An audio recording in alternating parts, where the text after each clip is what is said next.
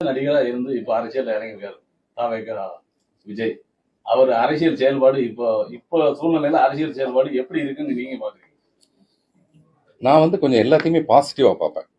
நான் என்ன பார்ப்பேன்னா, நண்பர் விஜய்க்கு இது அவசியமே இல்லை. இப்போ அரசியலுக்கு வர்றதுன்றது அவசியமே கிடையாது. ஒரு பெரிய ராஜாங்கம் நடத்திட்டு இருக்காரு.